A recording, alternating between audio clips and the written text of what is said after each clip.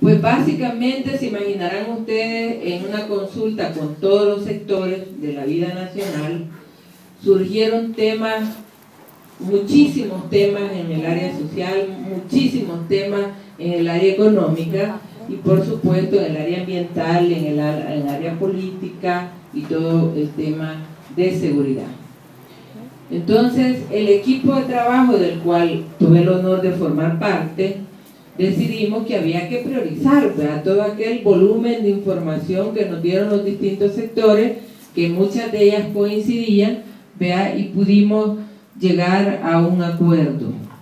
3 son las prioridades de este gobierno, porque solo son 5 años de gestión, ¿verdad? Entonces no podemos prometerle más al pueblo, aunque quisiéramos, ¿verdad?, más allá de lo que contienen esos 3 prioridades fundamentales.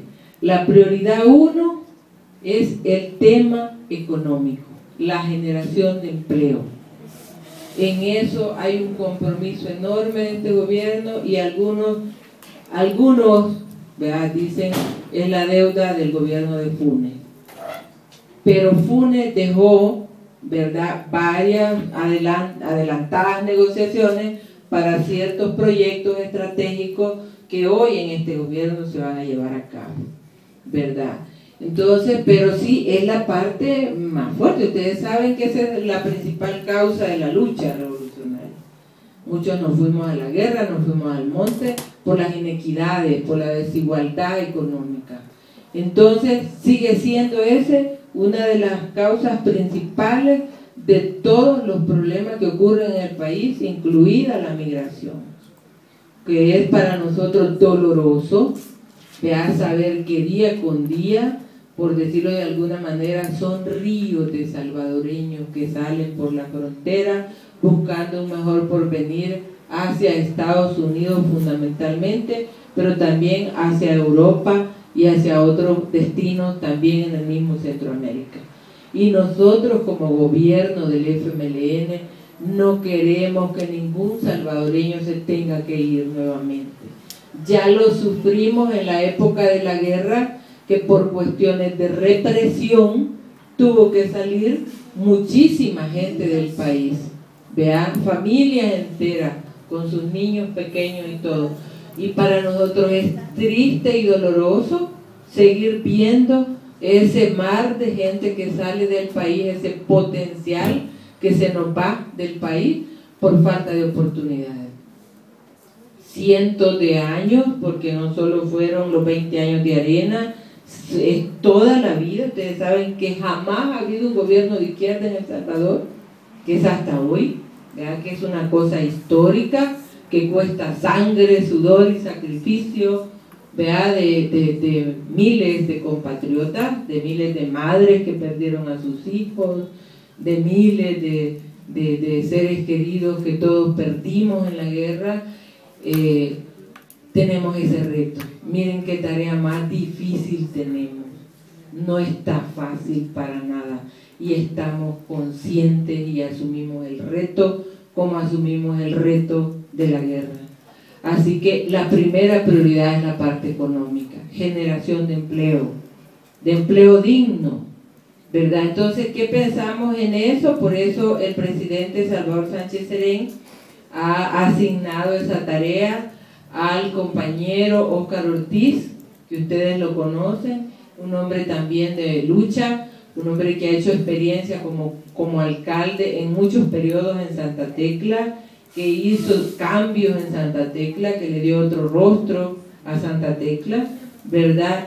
Y que tiene experiencia, digamos, de trabajo en el tema de la generación de empleo y en la búsqueda de consensos y diálogos con la empresa privada, que sigue siendo la misma, les cuento. Nosotros tenemos una empresa privada de las más difíciles de Centroamérica. O sea, no es fácil, ¿verdad? No por gusto, ¿verdad? Mauricio Funes se peleaba con la NEP, no es por gusto.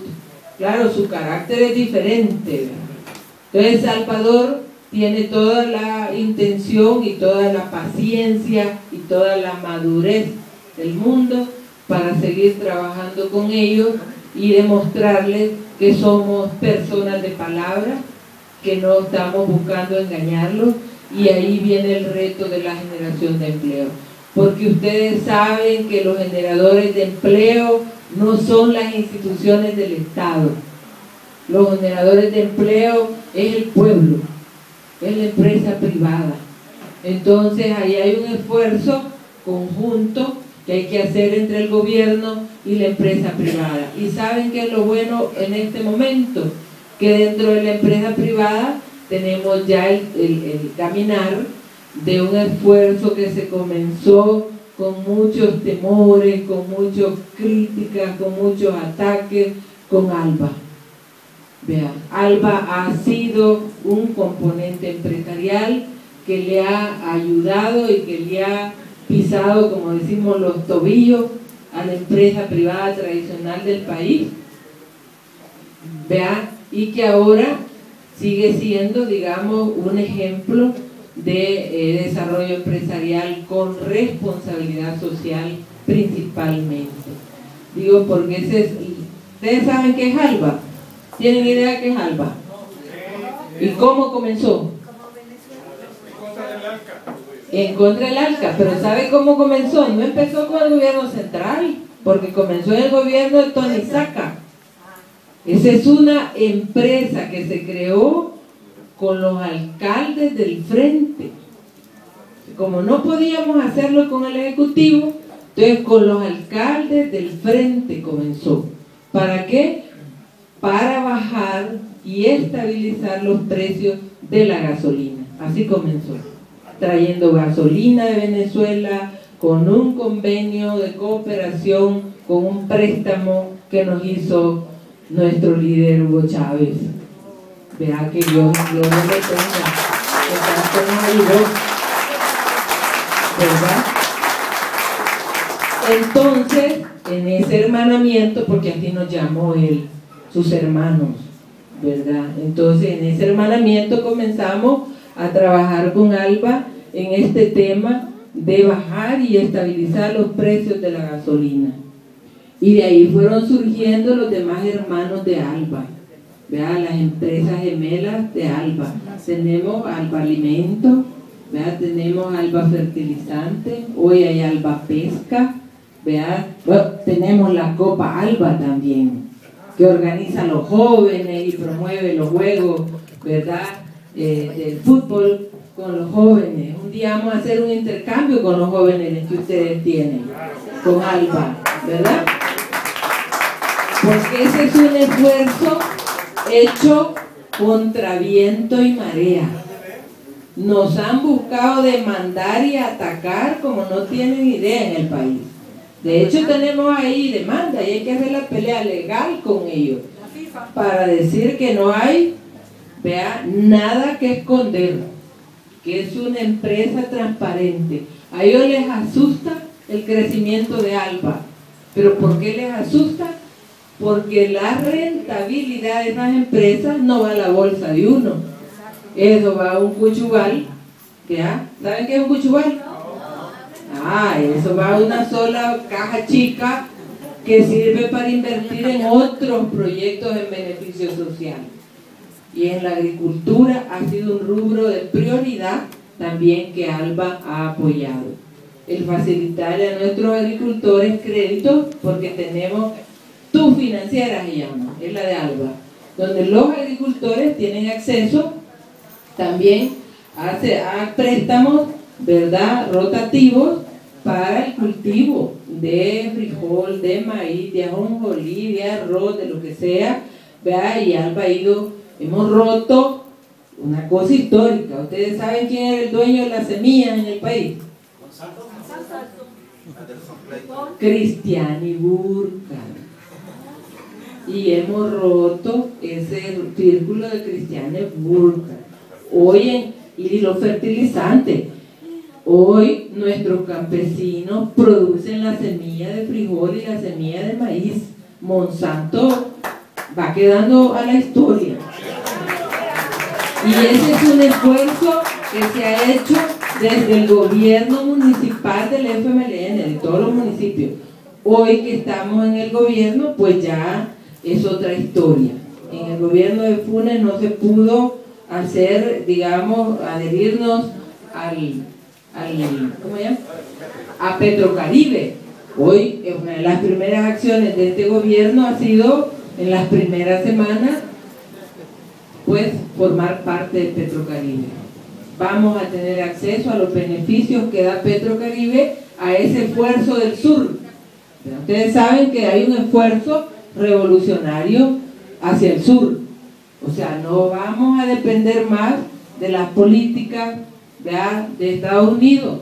Vamos a depender, ¿verdad?, de nuestros propios esfuerzos y de nuestras propias organizaciones, ¿verdad?, que se han ido generando en el sur.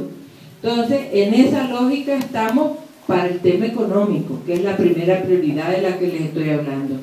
¿Cómo pueden contribuir ustedes a eso? ¿Cómo México puede contribuir ustedes a eso? Para que nos ayuden a cumplir con esa promesa. Pues hay que llevar inversión a El Salvador. Hay que ver, aquí ustedes tienen científicos, intelectuales, aquí tienen empresarios de buena experiencia, aquí tienen técnicos que nos pueden ayudar allá en el país a generar empleo. Porque a veces no es necesario instalar la empresa, lo que necesitamos es el conocimiento. Que el que sabe hacer el tema de la generación de energía solar, el que sabe la agricultura sostenible, sin dañar el medio ambiente, el que sabe, y yo sé que hay salvadoreños aquí destacados, científicos que se han destacado en las distintas universidades de México. Les digo para que lo vayan pensando, porque hoy el aporte al proceso continúa. Si ganar el gobierno era un primer paso. ¿Cuál es lo que sigue? Ayudar a cumplir esas promesas que hemos hecho.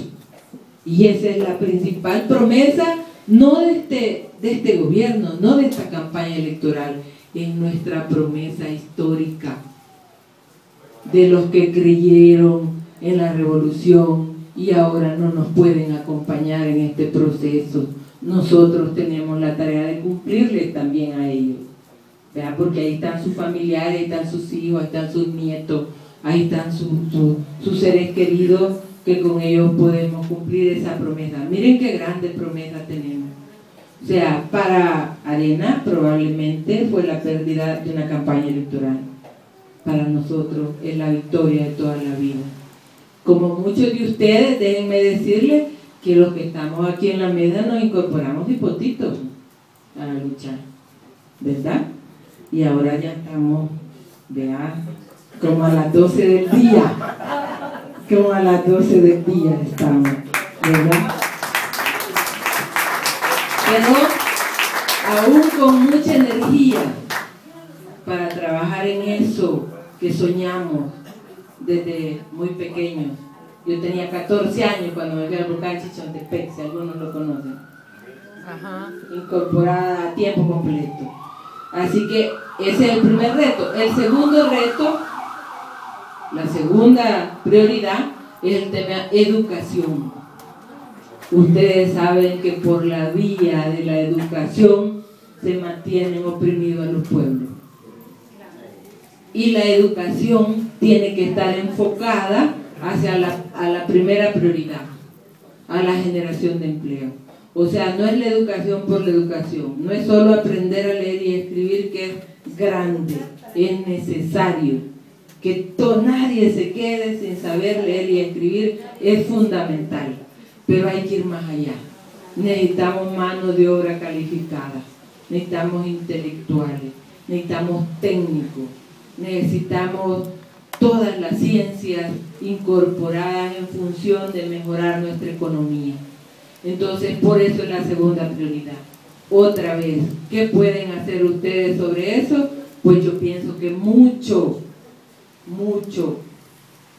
Los que ya están después de las 12 del día tienen hijos y tienen hijas que se han formado, que pueden aportar muchísimo en esta área al país, ¿verdad? Y si todavía se animan los de después de las 12 del día, bienvenidos, bienvenidas, ¿verdad?, a ir a aportar a este esfuerzo también al país.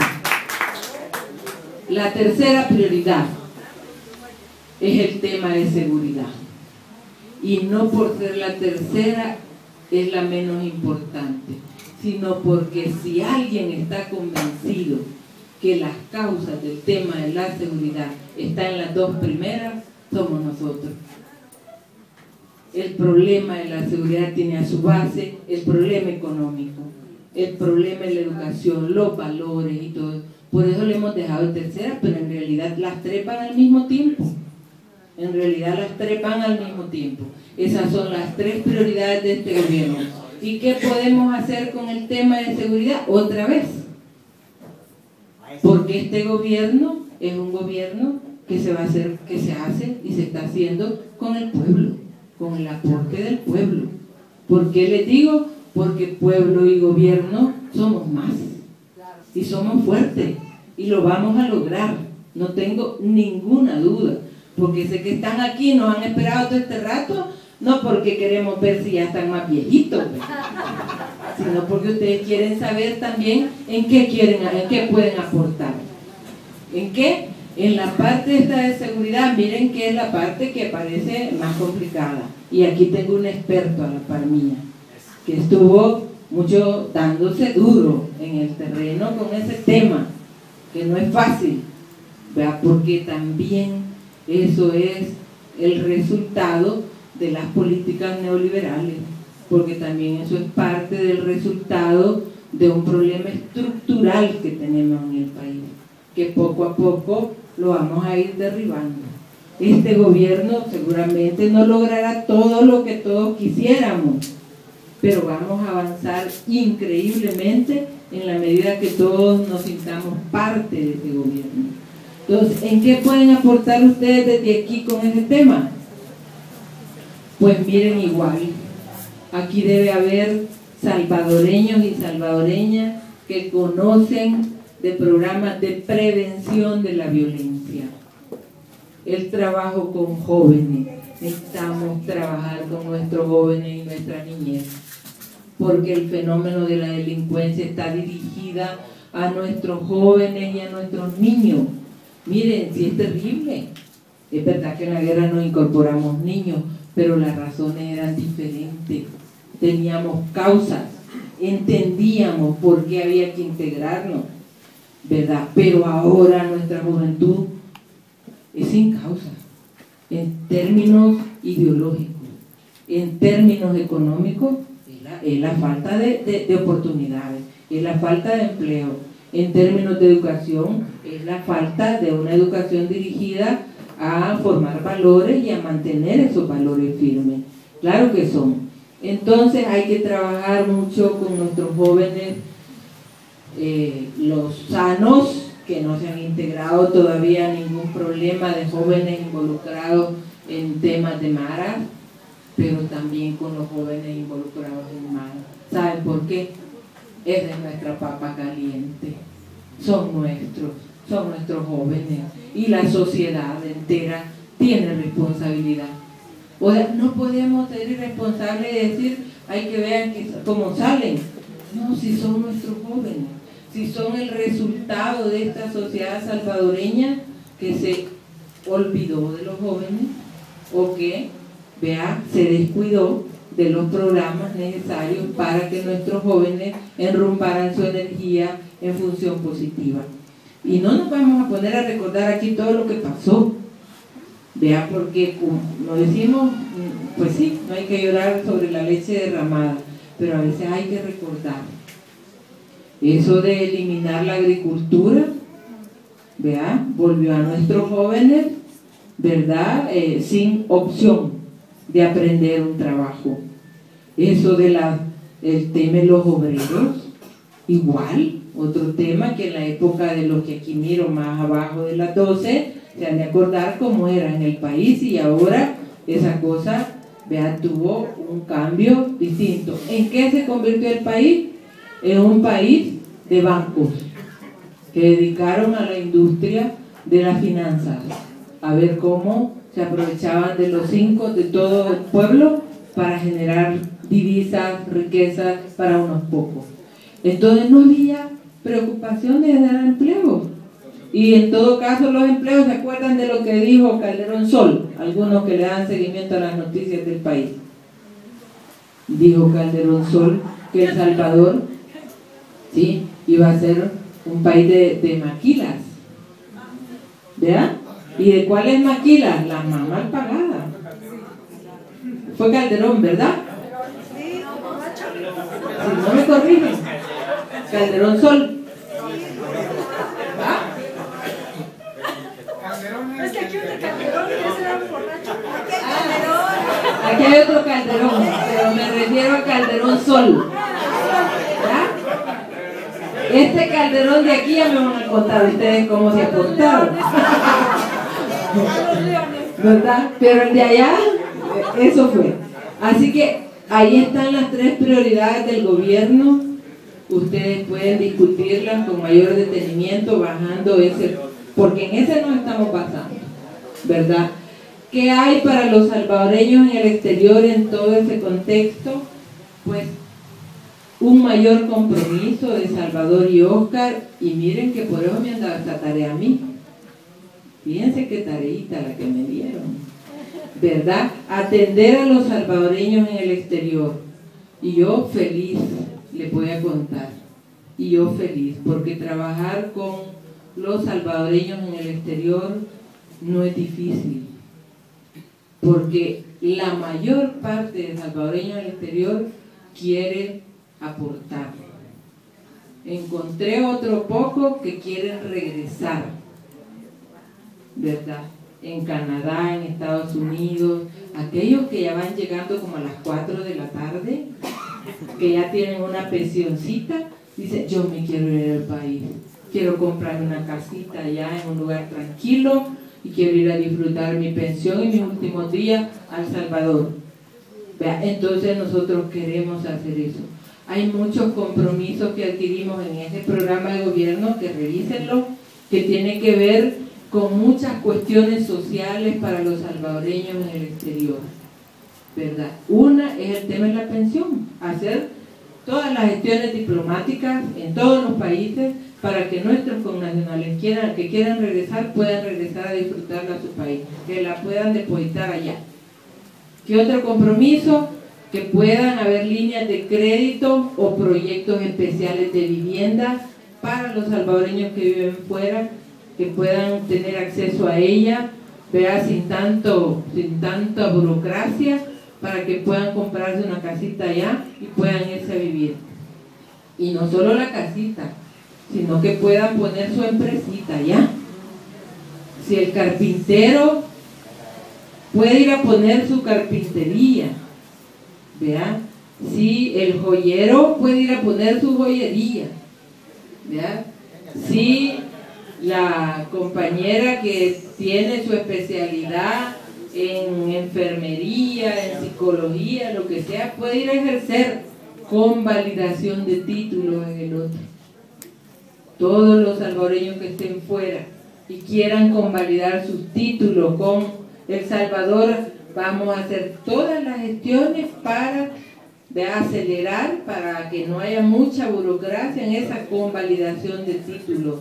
Que más que sus hijos, o sus hijas, o sus nietos, o sus nietas, también puedan estudiar una carrera en línea en la universidad que quieran en El Salvador.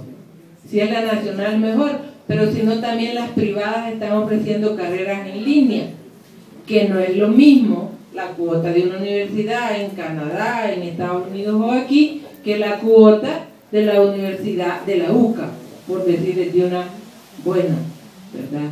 Aparte de la nacional, que muchos de ustedes recordarán, a lo mejor ahí estudiaron sus años de juventud y que la recuerdan con mucho cariño, y la universidad va a poner también esos beneficios para que sus hijos y sus nietos también estudien en línea. Solo dennos chance, estamos ubicando, apenas tenemos menos de 2 meses de estar ahí, y yo ya ando buscando cómo vamos a hacer todo eso. ¿Y saben cuál es la tarea que me toca? aparte de atenderlos a ustedes, de escucharlos, porque ya no voy a hablar yo, ya me van a contar ustedes qué es lo que están pensando. Aparte de eso, buscar allá que las instituciones en serio abran esos procesos y esos procedimientos expeditos para que ustedes tengan acceso a estos beneficios que les estoy mencionando. ¿Qué más? Intercambios culturales. Que ustedes puedan un buen día decir, hoy hacemos un viaje con nuestros jóvenes, con nuestros hijos, nuestros nietos, a El Salvador, y nosotros les preparamos allá el tour, a dónde van a ir, con quién se van a relacionar, qué van a hacer, y vamos a hacer una copa alba con los jóvenes allá, para empezar. Aparte de llevarlos a recordar y a conocer los lugares de origen de donde son ustedes, de donde son sus papás, sus mamás, ¿verdad? Donde es la abuela. Es importante que los hipotes sepan dónde nació uno, fíjate. Importante que sepan dónde se iba a bañar uno, en el río, ¿verdad? Es importante saber dónde era que iba el guatal a sabanear la vaca. Algunos de ustedes han de haber hecho eso, ¿o no? ¿No hay ninguno aquí que viviera en el campo? ¿O todos vivían en la ciudad? ¿Ah? Van a decir que no bebieron leche de la teta de la vaca. ¿Ah? ¿Verdad? Entonces, los mexicanos que no han ido a El Salvador, pues los salvadoreños los llevan, que vayan a conocer, que lleven a sus hijos y vayan a conocer, porque yo sé que ya están mezclados, que muchos de ustedes se casaron o con mexicanas o con mexicanos, y entonces hay niños salvadoreños mexicanos, jóvenes salvadoreños mexicanos. Entonces es importante que vayan a conocer su otra patria, y es importantísimo que tengan la identidad de salvadoreño. Esa es una tarea. Miren, aquí tengo a la par 2, que tienen que garantizar que sus hijos, que sus nietos tengan su documentación también como salvadoreños, porque tienen derecho a esa nacionalidad como parte de su identidad, ¿verdad? Entonces también hay que hacer esos intercambios, ¿verdad? Y tenemos, digamos, dentro de la tarea diplomática que le toca a nuestra embajada, pero también a nuestros consulados, el atender a nuestros migrantes. Yo sé que ustedes en eso nos han apoyado increíblemente durante toda la historia. Y ahora el fenómeno de la migración es un tanto diferente, ¿verdad? La gente viene buscando nuevas oportunidades. El fenómeno de los niños y las niñas, para hablarles rapidito, ¿verdad? En Estados Unidos, pues van buscando a su papá y a su mamá, en general, la mayoría, ¿verdad? Otros en realidad van huyendo de la violencia. ¿Para qué vamos a tapar el sol con un dedo? Otros jovencitos ya 16, 17 años van buscando protegerse, y su mamá y quien no, con el susto de que el fulanito, el amiguito del niño y así tomarero, mira hijo, mejor venite, no vaya a ser que te recluten. Eso es natural en toda mamá y en todo papá, ¿verdad? Entonces estamos con esos retos que son como los prioritarios, fundamentados en una cosa que Salvador sabe hacer muy bien y que nos ha pedido a todos que lo hagamos, fundamentado en el diálogo. El diálogo con todos los sectores y con todos los que nos quieran contribuir, con los sectores productivos, profesionales, académicos, acercamiento a la población. ¿Saben ustedes que Salvador lo primero que hizo fue el hospital de maternidad? ¿Escucharon la noticia? Sin previo aviso, dijo, voy para el hospital de maternidad, voy a ver cómo me están tratando la gente, ¿verdad? ¿Saben qué ha hecho de la residencia presidencial? No se ha ido a vivir a la residencia presidencial, dice que no la necesita, el parejo tiene su casita y allá vive galán con su familia. Entonces la residencia la ocupa para recibir a los sectores, así bastante. Un día de esto fue a almorzar con un grupo de niños y niñas a la residencia presidencial, para que la conozcan y para que los niños puedan hablar con él sobre sus preocupaciones, los niños tienen preocupaciones y hay que escucharlos. ¿Qué más? La defensa de los derechos de los migrantes, miren, esa es una tarea ardua, porque resulta que la visión de los gobiernos respecto a los migrantes es una visión de seguridad y los tratan como delincuentes. Da pena decirlo, pero así es. Y emigrar no es ningún delito. En ningún convenio internacional, en ninguna ley está tipificado que emigrar sea un delito. Sin embargo, así es tratado, aquí y en Estados Unidos, ¿verdad? Y en otras partes del mundo. Entonces, tenemos que fortalecer nuestro cuerpo consular, ¿verdad? Nuestra embajada como otro de los compromisos para poder atender a nuestros connacionales. Y nosotros sabemos que en México tenemos una gran ventaja, que los mexicanos son bien solidarios con nosotros y nos ayudan a atender a nuestros connacionales. Luego tenemos también dentro de los compromisos no descuidar las otras áreas, la salud. Han escuchado que hoy nos ha llegado otra enfermedad rara que se llama el chikungunya, que lo da también el zancudo. Fíjense, hasta lo que apareció con el nuevo gobierno, esa enfermedad nueva, ya uno hasta piensa mal, ¿verdad? ¿Qué pasa con el chikungunya? ¿Qué es eso? Sí, pero lo estamos combatiendo. Nuestra ministra de Salud, Violeta Mengíbar, que algunos han de conocer, vamos a ver quién conoce a Violeta. No, por referencia, por la tele. Por la tele, sí. Sí. Violeta Mengíbar es una compañera histórica también, que hoy es la ministra de Salud, junto con Eduardo Espinosa, que es otro veterano, que están al frente de la salud hoy en el país, ¿verdad? Y están trabajando fuertemente en ese tema. Igual no podemos descuidar las áreas relacionadas con la prevención y la gestión de los riesgos. Ustedes saben que nuestro paísito es el país de las hamacas, y hoy está el volcán de San Miguel queriendo salirse, darse vuelta, dice la gente, ¿verdad? Y entonces ahí estamos con esa emergencia también del volcán.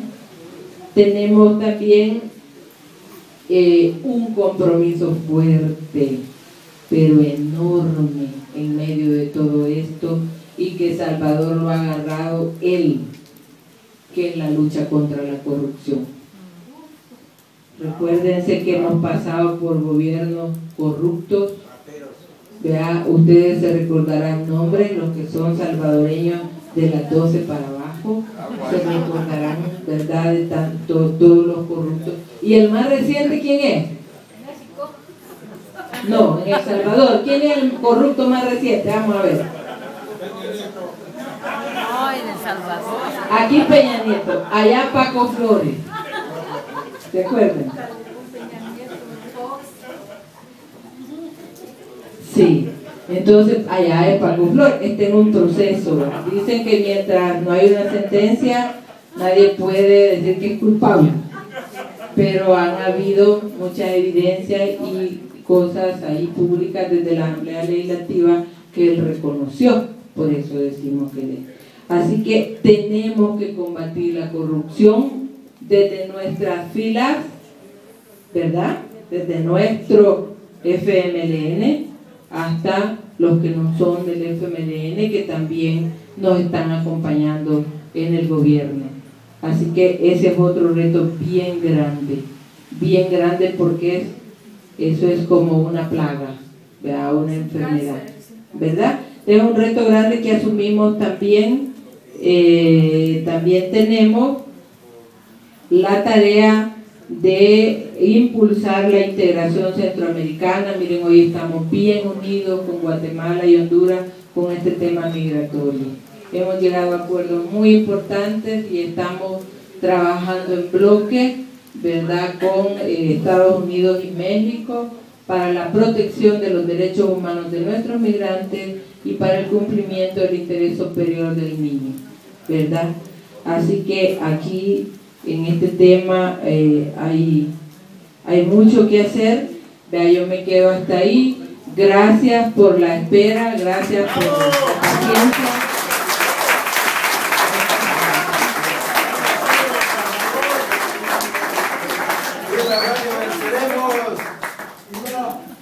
¡Viva El Salvador! Que viva El Salvador, que viva México, ¿verdad? Que siempre hemos estado bien de cerca. Bueno, le vamos a pasar la palabra ahora al ministro consejero Luis Caravantes, que fue quien nos estuvo aguantando un poco con la presión, pero como él atiende la parte política y de cooperación, pues era lo que le correspondía, ¿verdad? Entonces lo vamos a dejar que hoy nos haga unas palabras, antes de darle la palabra, por lo menos un saludo de parte del señor embajador.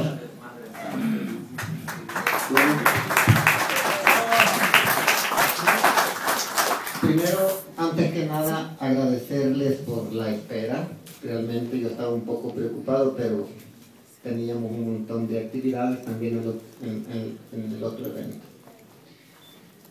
Agradecer a la Antonio, por ahí está creo yo, Antonio Ortiz, que es con quien hemos, allá está brindando, y a todos los compañeros que veo aquí conocidos, que hemos estado metidos en un esfuerzo antes de las elecciones, que sí nos apoyaron. Le decía a la viceministra que nosotros aquí con Mexicanos se formó el Frente de Solidaridad con El Salvador precisamente el día que se abrió la campaña electoral en El Salvador. Estábamos en Coyoacán juramentando a ese frente, y realmente nos da mucho gusto seguir tratando con ustedes, y no nos vamos a aburrir de agradecerles tanto en la etapa de guerra cómo nos ayudaron con los lisiados, con los refugiados, los mexicanos y todo eso, y todavía nos siguen ayudando. Algunos estuvieron en la toma de posición del presidente, que allá se vieron, por ejemplo Antonio estuvo allá, estuvo Gerardo, que por aquí anda también, y otros que no están, pero que nos han estado apoyando durante todo este tiempo y haciendo actividad con intención de conocer El Salvador más. Tratar de intercambiar la experiencia cultural que hay, tanto en artesanía como en cultura general, la comida y todo eso, hemos estado trabajando en eso. Por fin Antonio fue a conocer El Salvador y espero que hoy tenga una perspectiva mejor de lo que se puede hacer allá y con ustedes. Sabemos que aquí hay mucha gente que esperaba más del gobierno anterior. Ya habíamos tenido reuniones en el PRD, en otros lugares, y siempre nos preguntaban lo que comenzó explicando la viceministra: ¿por qué no? Lo de Petrocaribe, ¿por qué no? Entonces nosotros explicábamos la razón. Así es que en general yo agradecerles todo su apoyo y decirles que yo estoy a la orden para cualquier cosa en la embajada, cuentan conmigo, siempre me ha dicho Antonio, y ahí estamos. Nos vemos de vez en cuando, lo hago esperar, pero ahí está. Así es que muchas gracias a los organizadores y todo, yo doy las gracias. Gracias, don Luis.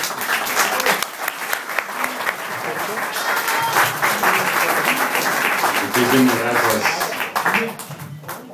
En primer lugar, darles las gracias por esperarnos y en especial por brindarnos esta oportunidad de compartir con ustedes. Me llamo Carlos Asensio y soy el embajador de El Salvador aquí en su lindo país. Como ustedes saben, una embajada es la representación diplomática de un país, de las autoridades de un país, representando a su gobierno y a su pueblo ante las autoridades de otro país y otro pueblo, con quien en la misión fundamental buscamos estrechar estas relaciones.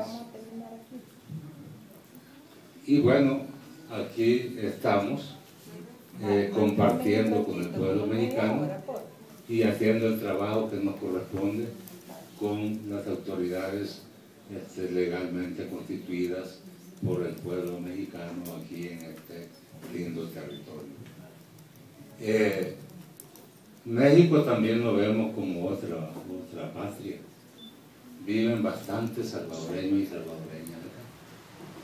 Dicen autoridades del Instituto Nacional de Migración que en sus registros aparecen cerca de 10 u 11.000 salvadoreños y salvadoreñas. Pero hay más. Y parece que andamos por los 60, 70.000. Y que son parte de los 3 millones de salvadoreños que están fuera de nuestro país. Y es el menudo trabajo que le toca a nuestra vicecanciller para los salvadoreños en el exterior, porque son 3 millones. De esos 3 millones, la mayoría están en Estados Unidos, en Canadá, aquí en México, en Guatemala, en Australia, Europa y en cualquier parte del mundo hay un salvadoreño. 3 millones, y en El Salvador habemos 6.2. O sea que en total El Salvador, con sus 21.000 kilómetros cuadrados, tiene 9.2 millones de habitantes. Y quiero decirles que estos salvadoreños que están fuera mandan año con año, en concepto de remesas, 4.000 millones de dólares. El equivalente a lo que El Salvador produce o vende hacia el exterior en su producción agrícola principal, que es el café.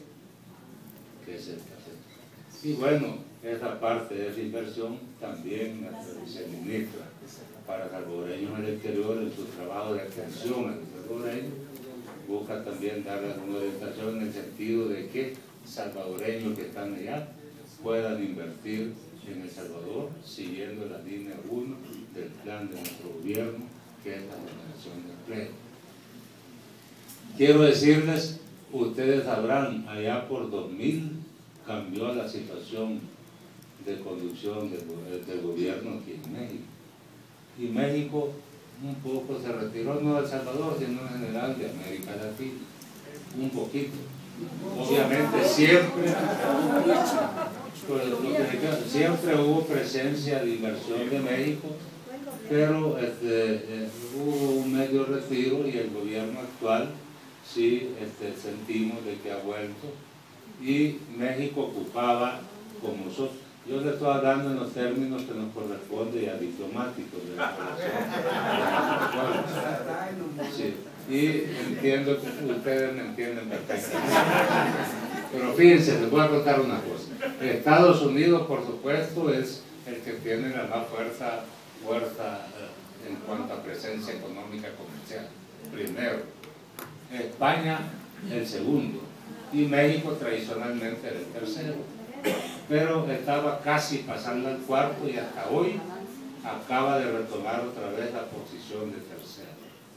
Ha aumentado la inversión de México en El Salvador. Y quisiéramos que siga invirtiendo más. Y también hemos logrado concretar varios convenios de cooperación.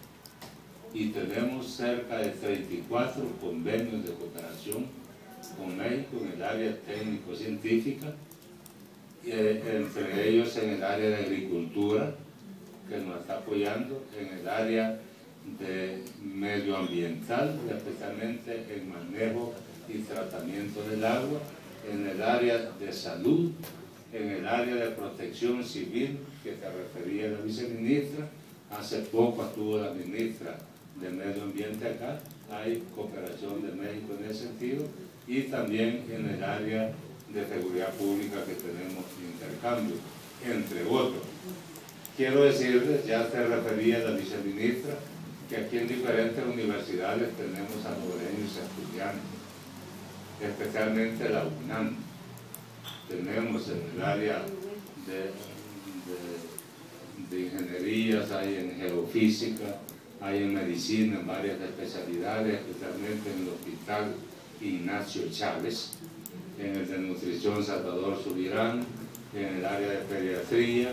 En fin, tenemos un buen número de estudiantes de pregrado y otros de posgrado, capacitándose para ir a dar su aporte a nuestro país. De tal manera de que en esta relación con México vamos en esa dirección y hoy estamos buscando apoyos del pueblo, ya los tenemos y no nos cabe duda que se van a incrementar.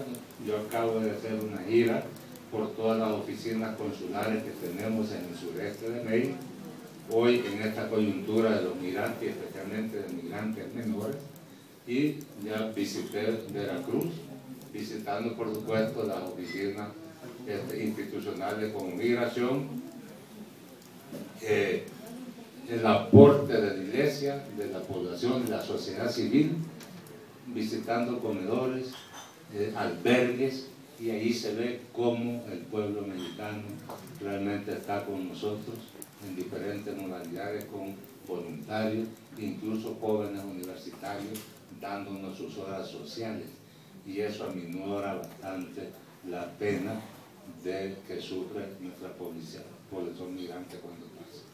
Y así a lo largo de toda esta ruta visitamos en Acayucan, Mediasagua, como de Coatzacoalcos, en Veracruz el albergue de Tierra Blanca, luego a Tenosique, Tabasco, a Comitán, a Tapachula, y bueno, a ver la problemática de nuestros migrantes, y allí está el apoyo del pueblo mexicano, y obviamente con las autoridades nos corresponde tratar con ellos institucionalmente, también buscando cuánto nos puede contribuir este acercamiento más posible que podamos hacer. Es una situación que es compleja, porque yo no tenía la dimensión, estamos asustados con los 43,000 que nos deportaron el año pasado entre lo que deporta o retorno a México y Estados Unidos, pero no conocí una cifra que a México se le retorna 450,000 en el año, fue el año pasado. Entonces realmente sufrimos igual el pueblo mexicano con nosotros, y por eso estamos tratando de unir esfuerzos y lazos de cooperación y de intercambio a todo nivel, incluido el que a mí me toca, que es con las autoridades de gobierno de su país. Nos hace recordar la relación histórica con México. Hacía referencia el Tapachula, la vicecanciller, para que vea de que no hay una situación tensa y de migración, pero en realidad tenemos una relación estrecha y bien profunda. O sea, allá en Centroamérica a veces se dice, bueno, es que México de Centroamérica es el hermano mayor. Si en Tuxtla hasta hubo un referéndum, porque en aquellos años de la independencia de España hasta debatieron si se quedaban con Centroamérica o con México, Estados Unidos mexicanos, y hay un monumento ahí en Tuxtla relativo a eso, un primer ejercicio interesante de consulta a la población. Por otro, también sabemos allá en El Salvador hay una plaza que se llama Venustiano Carranza. En aquellos años don Venustiano quería mucho El Salvador, y fue el que nos regaló la primera radio de la Radio Nacional, que funcionaba con parlantes, y después ya fue inalámbrica. Y allá en agradecimiento, cuando él tuvo su contienda con Huerta, le mandaron munición y unos que otros fusiles de lo que era posible, y parece que vinieron hombres y mujeres salvadoreños a ponerse al lado de don Venustiano Carranza.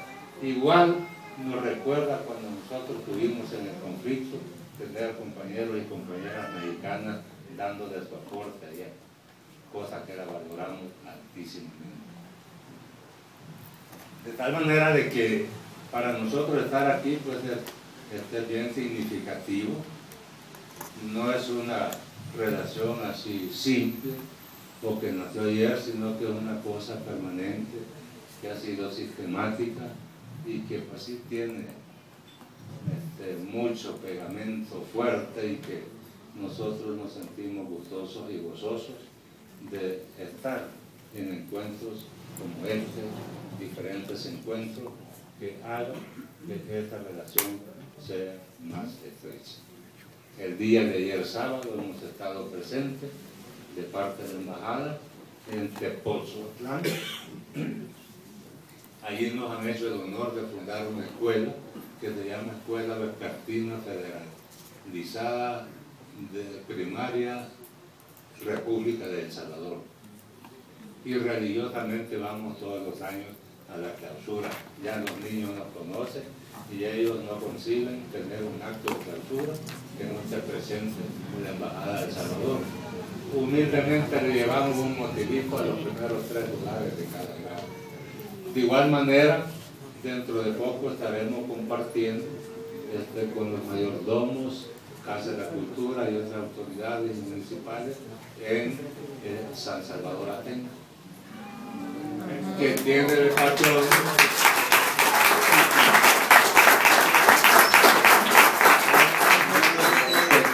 patrón al Salvador del mundo. Entonces ahí vamos a compartir para la fiesta en honor al divino Salvador del mundo, que es el patrono de El Salvador. De manera que hay diferentes aspectos y facetas en lo que está esta relación. Yo hoy aquí me siento muy contento de estar con ustedes y expresarles, pues transmitirles nuestra profunda gratitud por todo lo que nos dan y el reconocimiento a toda esa contribución que nos hicieron allá. Nosotros valoramos altísimamente el hecho de que un mexicano o una mexicana tomó la decisión, jovencito o adulto o más grandecito, tomó la decisión de irse de este bello país a un país, El Salvador, a contribuir en este proceso, con la convicción de que podía regresar o no, como realmente sucedió. Eso vale muchísimo. De modo que, pues sí, vamos a seguir aquí compartiendo y fortaleciendo esos lazos a todo nivel. Ustedes saben, a todo nivel. En la parte con nuestra vicecanciller, nuestro ministro consejero que hace relación del trabajo político que le toca, la parte que me corresponde como el embajador, y en algunas cosas, así digo unas cosas, otras cosas ustedes saben cómo, pero que aquí estamos y con mucho respeto aquí en nuestra presencia, con mucho respeto y con mucho cariño, pues celebramos el estar compartiendo con todos ustedes. Muchas gracias.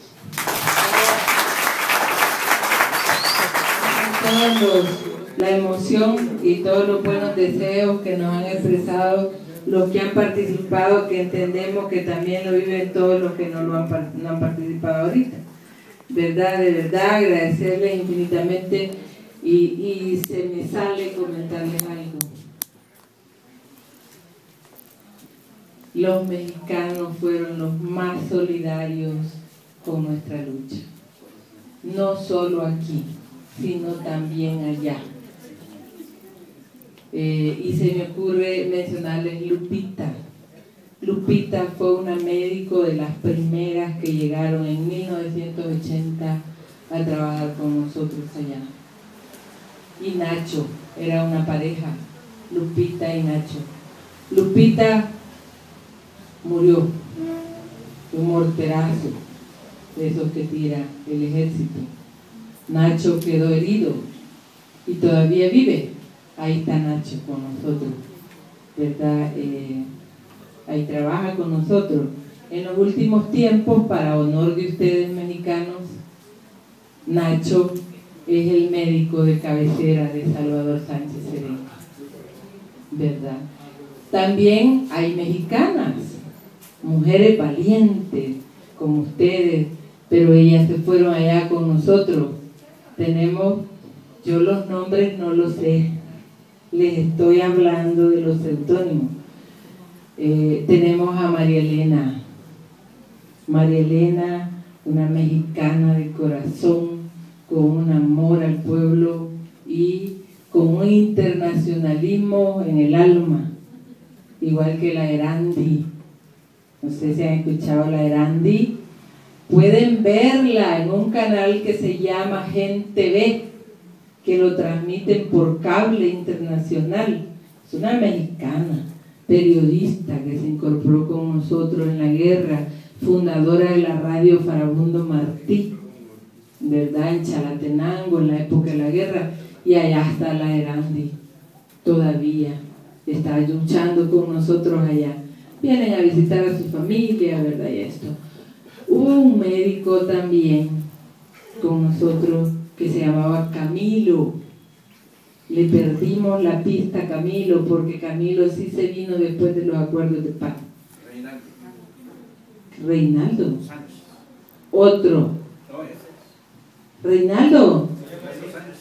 Camilo. Puedo ver a Reinaldo. Está en Veracruz. Si usted se comunica con él, dígale que la persona que lo puso en aprietos en la quebrada de La Pita, y él se va a acordar. Oye, y le voy a dejar por ahí mis coordenadas para que se las dé y que se comunique, que allá lo queremos mucho, dígale, también. Así que se jugaron la vida con nosotros, y qué más agradecimiento que eso. Luego hay aquí una inquietud que yo la comparto, que es que primero es la educación. Lo que pasa es que en ese equipo vieran que no fue tan fácil ponernos de acuerdo, y Salvador está de acuerdo que es la educación primero, ¿verdad? Lo que pasa que él ya fue ministro de educación en el periodo anterior, y él sabe que ya dejó sentadas las bases, ¿verdad?, para extrapolar aún más el tema de la educación. Y dijo, bueno, vamos a articular la educación con la economía. Así que, tomada la sugerencia, hasta le tomé una foto al sugerente y yo se la voy a mostrar a Salvador, téngalo por seguro, ¿verdad? La otra pregunta la voy a dejar al embajador para que también hable.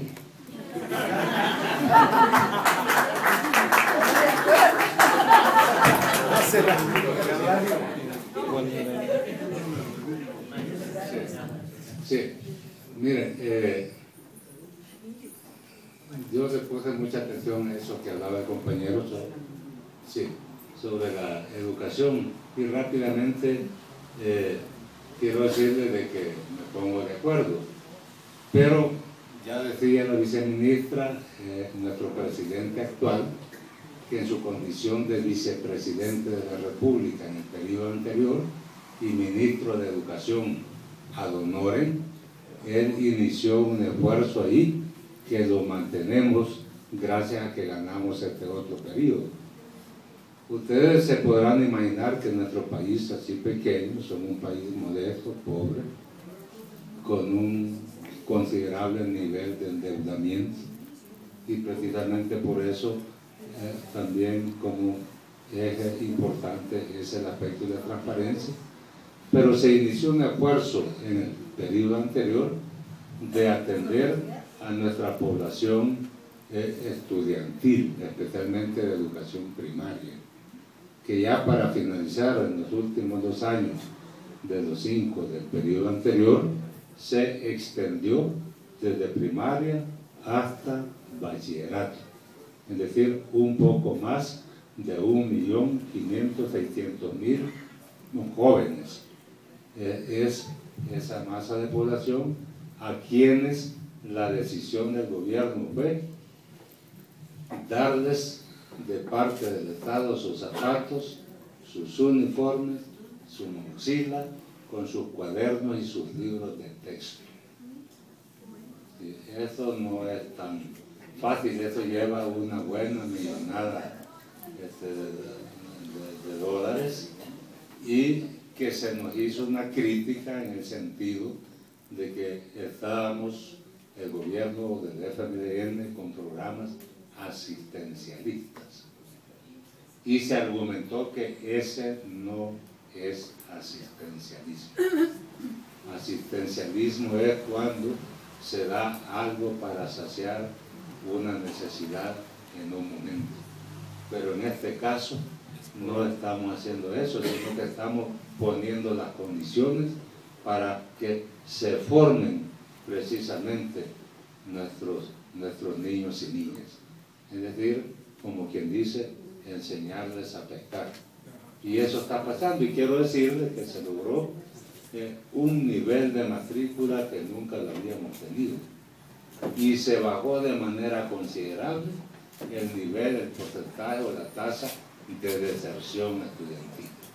Entonces ese esfuerzo es sostenido y hoy va, y no le menciono otras cosas más, pero no es solo eso, sino que también hay algo más. Hay una dieta escolar que se está gastando también considerable cantidad de dinero, que significa darles una ración a los jóvenes, a los estudiantes, entre las 9 y 10 de la mañana, y en cantidad importante de escuelas, creo que ya van más de 5.000 escuelas que se han definido, que reciben un vaso de leche 2 veces a la semana. Todavía no alcanzamos un vaso de leche diario, con lo que se ha reactivado el sector ganadero local, y con los zapatos se revivió todos los artesanos que teníamos que hacían zapatos, porque no se está comprando el zapato de uniforme a empresas, fábricas de multinacionales,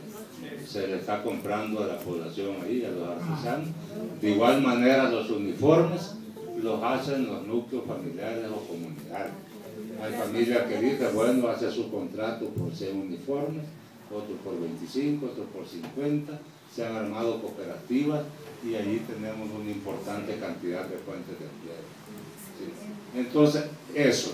Con relación a la otra pregunta de nuestra población indígena, sí hay bastante trabajo iniciado en el periodo anterior.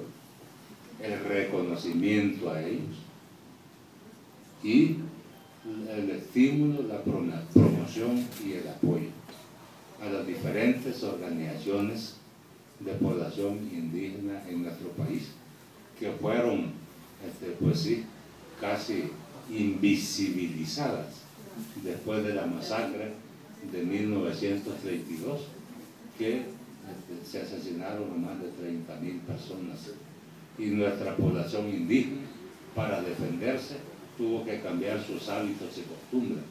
Empezó a vestirse como aparentando que no lo era, y hablando como aparentando que no lo era, al grado tal que hoy, después de tanto tiempo, casi se nos desaparece nuestra lengua náhuatl, y es muy poca la gente que lo habla, y se han tenido que aperturar escuelas de náhuatl, tanto en Panchimalco como en Sonsonate, como especialmente en Santo Domingo de Guzmán, entre otros lugares donde se está enseñando el náhuatl, y otra vez recuperando esa cultura que estaba allí y que es tan valiosa. Hoy, por ejemplo, con la degradación del medio ambiente, con el cambio climático que está teniendo consecuencias terribles, se recuerda, y ahí están reviviendo nuestra población indígena cómo ellos cuidaban el medio ambiente, desde el concepto de la madre tierra, los ritos que hacen, porque ahí está la vida.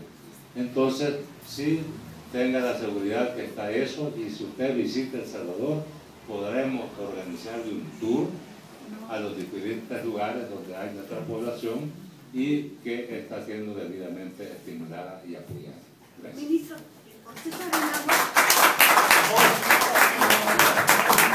Fíjese que no sé, son algunas palabritas que sabemos que son, sí, pero no lo conocemos. A ver si lo suena. No lo conocemos. Pero un gobierno con un pensamiento distinto, con un pensamiento social, sí es posible que genere empleo. ¿Y cómo puede generar empleo? El embajador mencionó como 5 cosas que generan empleo. Por ejemplo, el hecho de que la construcción o la confección de zapatos, de uniformes, que se les enseña a las pequeñas empresas o a las empresas chiquitas a poder licitar para participar, eso genera empleo. Y va a generar mucho empleo, no creen que no. Los programas de los que habló la viceministra de Alba Alimento, ese es un programa de una empresa que la formó el partido antes de ser gobierno y generaba empleo. Alba Alimento, Alba hay Alba Crédito y Alba Combustible, todos esos albas que están formados y que han venido creciendo en esta etapa del gobierno anterior y que hoy se piensa desarrollar, generan empleo. Realmente, si como gobierno va a decretar generar empleo, lo que va a hacer es crecer un gobierno, pero eso no es la forma de cómo puede un gobierno de izquierda generar empleo. O para quién genera empleo sería la otra pregunta, que es lo que tiene que ver. Y los salarios, que también tenía que ver qué tipo de salarios es, yo creo que sí, este gobierno está comprometido a luchar por la dignidad de las personas, lo dijo, y va incluido en los empleos que se abren también. Otro elemento de cómo generar empleo, un gobierno que ofrece posibilidades de nichos de inversión en el país también genera empleo. O sea, si yo llevo inversión, hay inversionistas nuevos, y mexicanos incluso tenemos algunos amigos, como el grupo GMI, ¿verdad?, que conocemos, que está trabajando en El Salvador y genera muchos empleos, porque no lleva de aquí a los trabajadores, o sea que lleva su empresa y trabajan allá. Entonces, sí puede. Puede hacer de que tradicionalmente hayan gobiernos que conocemos en el tiempo anterior que no generan empleo. Y generar empleo, o sea, ampliar un ministerio, crear otro, y eso no es lo que nosotros queremos, sino que lo que dijo el embajador también, enseñarle a la gente cómo desarrollarse. Entonces yo creo que sí es posible desarrollar empleo como gobierno cuando tiene un pensamiento social y una participación de la ciudadanía, como dijo la viceministra, un gobierno de todos, si es posible.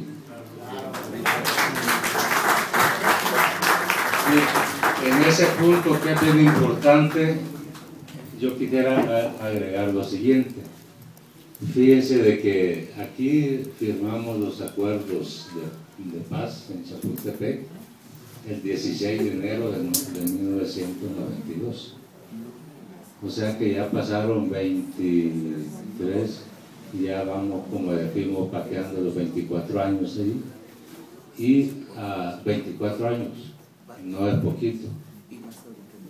Pero déjenme decirles que hasta hoy no han habido indicios de un esfuerzo de reconciliación nacional.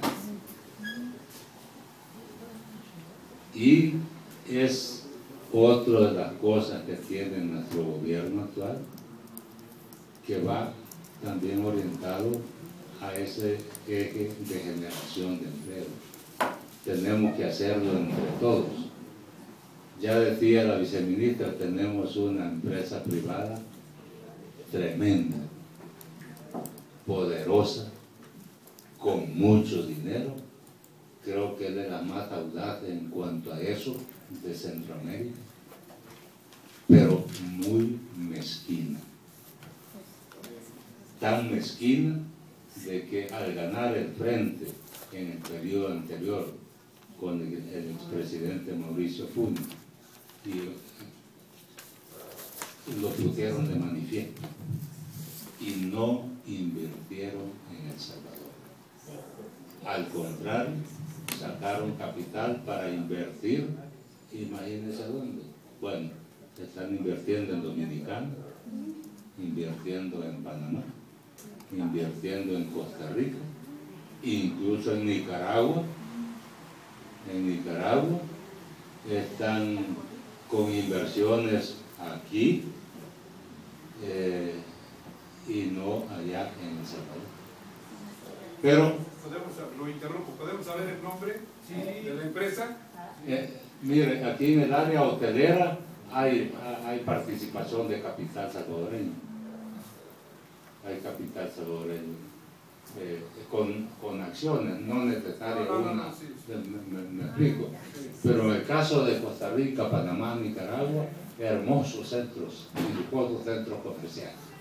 Entonces, en la línea de generación de empleo, también tenemos que hacer un esfuerzo de reconciliación nacional. Pasaron 24 años ya. Y realmente ellos no se van a ir para otra parte, ni nosotros tampoco. Entonces, realmente necesitamos entendernos, porque todos vivimos ahí tenemos el ombligo todo. Y el frente, el gobierno actual empezó a hacer un esfuerzo. El vicepresidente Óscar Ortiz está hablando también ya con empresarios, porque tampoco no todos están partidos con la misma tijera. Hay unos que son más permeables, más potables, y están con la disposición de hacer su contribución. Pero hay un núcleo que es recalcitrante, que no les pasa. Y no les pasa haber perdido el negocio de estar haciendo empresas, teniendo en sus manos el gobierno del país. Entonces, ese va a ser un planteamiento que nosotros estamos seguros de que solo el Frente FMLN es capaz de iniciar un proceso de reconciliación. A la otra parte eso no le interesa. Entonces tenemos entendido y la confianza de que se va a iniciar ese esfuerzo. Y les adelanto una media indiscreción, pero lo van a conocer. Aquí en México se está haciendo nos están echando la manita de hacer un monumento que está relacionado con eso. Lo está trabajando el ministro de Obras Públicas desde la gestión anterior y que sigue actualmente, el compañero Gerson Martín, y se está trabajando en un monumento que va a llevar ese nombre precisamente y que se va a colocar allá en El Salvador, en una plaza, zona verde del Boulevard Monseñor Romero, que se acaba de inaugurar. Y va a llevar ese nombre, el monumento, pero la cosa no comienza ahí. Para hacer el diseño de este monumento, el compañero Gerson Martínez ya empezó también a sacar voluntades, de conversarlo con uno, otro, y bastante gente, algunos incluso de la empresa privada, han estado desaparecidos. Hemos tenido, el compañero Gerson es muy activo, ha logrado colaboraciones para eso, porque es bastante caro. Yo pensé que no era tan caro, porque como es de bronce y ya está algo monumental, pero se está haciendo en México y un poco también tomando en cuenta la relación que hay con México y El Salvador. Entonces va a ir este proyectito de cara a eso, y consideramos de que un esfuerzo de reconciliación nacional es importante para que puedan contribuir en eso. Esto también va de cara al tratamiento del problema de la violencia. Lamentablemente nosotros tenemos un fenómeno que no se lo deseamos a nadie, que es el tema de pandillas de maras, que es una estructura terrible, es terrible, con su propia organización, su estructura, ya casi su ideología, con su método establecido de violencia, en la que matan con una crueldad sin límite y que extorsionan. Es un fenómeno tan triste y que el Frente está tratando de encararlo como corresponde, sin violentación de derechos. Y esperamos rescatar, como decía la viceministra, a nuestros niños y niñas, que algunos en esta coyuntura de movimiento migratorio buscando Estados Unidos, ya les dije la cantidad de salvadoreños que están fuera. La primera razón por la que están pasando menores aquí no es solo por la violencia, la primera es porque necesitan reunirse con su familia, que se fueron hace 1, 2, 3, 5, 8, 10 años o más. Eso son los que van allá. Y el otro, ella dijo que no podemos tapar el sol con el dedo. La violencia de las pandillas amenazan a los jovencitos a que se incorporen. Y esa es otra razón. Y la otra, por supuesto, es la económica estructural que está de por medio de la inequidad social.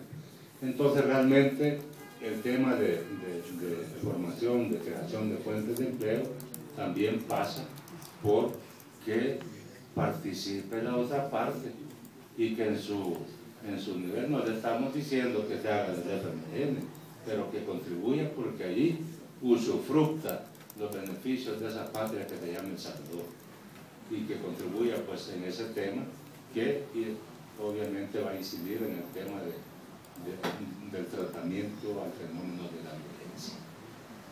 Entonces con esto tratamos de completar el tema que estaba respondiéndolo ya el señor licenciado Luisito Caravantes. Sí, muchas gracias.